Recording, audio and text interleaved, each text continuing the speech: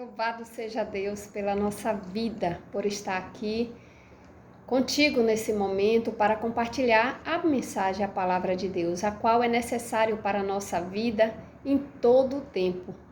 Eu quero iniciar já aqui a mensagem, Salmos 75, no versículo 7 ao 10. Por quê? Porque o subtítulo é Deus é o juiz. E por que isso? Porque muitas pessoas têm se precipitado em alguma situação e muitas vezes têm me perguntado: você esperaria tanto tempo para resolver se estivesse no meu lugar? Sempre eu tenho dito: esperaria sim. Tenho esperado, porque eu creio que Deus é juiz. E jamais Ele revogará a palavra dele. Quando o nosso Deus, Ele se levanta para nos defender, Ele não tem ninguém para falar algo contra ou para contestar, não é? E o nosso Deus, Ele promete trazer para a claridade o que está no oculto e fazer todos saber e contemplar cada um também conforme as vossas obras. Então, dessa forma, se eu tenho esperado em Deus se os meus feitos têm sido obras boas, Deus, Ele vai recompensar. Então, que sirva para você esperar em Deus, descansar em nome de Jesus. Não se precipite jamais, porque Deus, Ele não trabalha com a emoção humana. Quando nós decidimos a resolver uma situação, logo se levanta o nosso emocional. E o que vem do emocional do ser humano não é muito bom, não é? Quando a gente espera em Deus confiando e fazendo a vontade de Deus, não é esperar em Deus e estar fazendo coisas erradas, não. É a cada dia se posicionar conforme a palavra de Deus, conforme o mandamento, fazendo o que é correto diante dos olhos de Deus, para que Deus venha agir em nossa vida. Amém? Então diz assim: mas Deus é o juiz que um abate e outro exalta, porque na mão do Senhor há um cálice cujo vinho é tinto e está cheio de mistura. Ele o derrama e dele todos os ímpios da terra solverão e beberão até que eu acabe. E eu declararei para sempre. O salmista está dizendo, né? Cantarei louvores ao Deus de Jacó. Todos nós, quando Deus ele entra com a providência dele, o que é que devemos fazer? Adorar a Deus, louvar a Deus em todo o tempo, porque Deus é justo, Deus é fiel. Tudo que acontece em nossa vida está no controle de Deus. E o que está no controle de Deus é bom para nós. E no versículo 10 diz: e quebrarei todas as forças dos ímpios, mas a força do justo serão exaltadas. Então, quando a gente age com justiça, quando a gente faz a nossa boa parte cumprindo, né, com os mandamentos do nosso Criador e Eterno Pai, a nossa resposta vem de Deus e vem para nos abençoar. Amém? E aqui eu quero compartilhar Mateus, o Evangelho de Mateus, no capítulo 24, do versículo 1 ao versículo 13.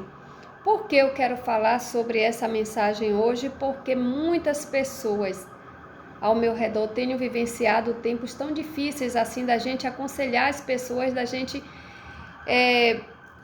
tá evangelizando e as pessoas confrontando, as pessoas vendo, né? A gente tá passando por essa situação na terra.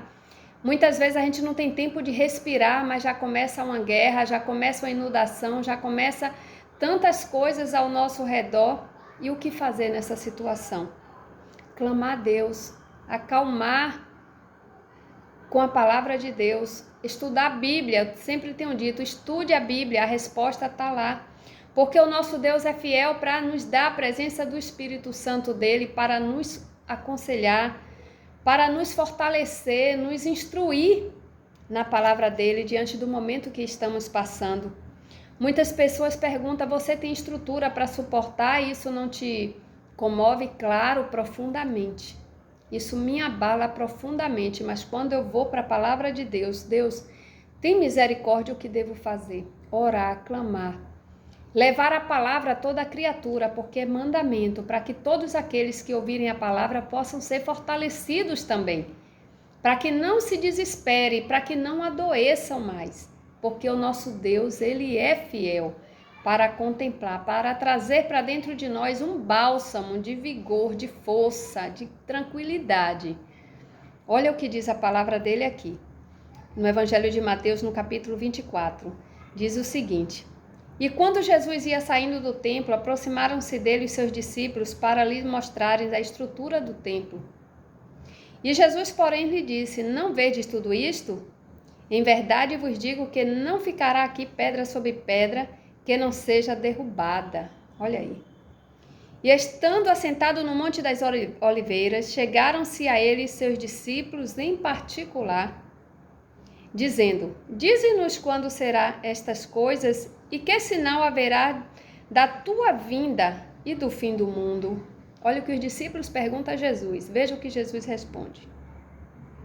E Jesus respondendo, disse-lhe: Acautelai-vos, que ninguém vos engane. Porque muitos virão em meu nome dizendo: Eu sou Cristo, e enganarão a muitos. Então, cuidado com isso. E ouvireis de guerras e rumores de guerras. Olhai e não vos assusteis, porque é mister que isto tudo aconteça, mas ainda não é o fim. Veja a orientação de Jesus Cristo para nós. E é por isso que eu retorno a dizer: leia a Bíblia. Peça ao Espírito Santo para te conduzir nos ensinamentos de Jesus Cristo, de nosso Criador e Eterno Pai. Porque Jesus Cristo aqui está dizendo que vai haver guerras e rumores de guerras. É para a gente olhar e não se assustar. Porque é misto, é certo que tudo isso vai acontecer. Porque na palavra de Deus não tem nada. Deus não revoga a palavra dele. Vai se cumprir sim. Todas as coisas nesse mundo vão passar, mas a palavra de Deus vai se cumprir. E é necessário que a gente abandone o pecado, que a gente saia do rumo do pecado, do caminho pecaminoso, para que Deus fale com a gente e nos fortaleça, tenha misericórdia da gente, traga graça em vida, saúde, livramento, abundância, mas a gente precisa estar fazendo a vontade de Deus, estar na presença dEle. E no versículo 7 continua dizendo: Porquanto se levantará nação contra nação e reino contra reino, e haverá fomes, pestes e terremotos em vários lugares. Veja, tem acontecido isso? Então está escrito na Bíblia. É coincidência? Coincidência? Muitas pessoas têm dito: eu não creio na Bíblia, a Bíblia foi modificada por homem. Mas veja, está escrito. Homens que escreveram a Bíblia não fomos nós pecadores, homens inspirados por Deus, que não pecava como a gente tem pecado, não desobedecia, não repugnava o Evangelho. Veja que no versículo 8 tem dito: mas todas essas coisas são princípios de dores. Então vos hão de entregar para serdes atormentados, e matar-vos-ão, sereis odiados de todas as gentes por causa do meu nome. Quem não já foi odiado por causa do nome de Jesus Cristo? Recentemente eu fui. Eu passei por uma situação que eu pedi a graça a Deus. Deus, me ajuda, me cobre com teu sangue, Jesus. Toma conta dessa pessoa. Foi uma situação que só Deus que me livrou. E no versículo 10 diz: Nesse tempo muitos serão escandalizados e trair-se-ão uns aos outros, e uns aos outros se odiarão.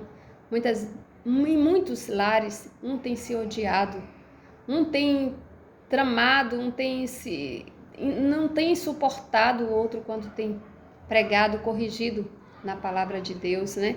Muitas vezes tem corrigido, a gente quer o bem para o nosso próximo e tem levado a correção da palavra de Deus e as pessoas não entendem e terminam nos odiando.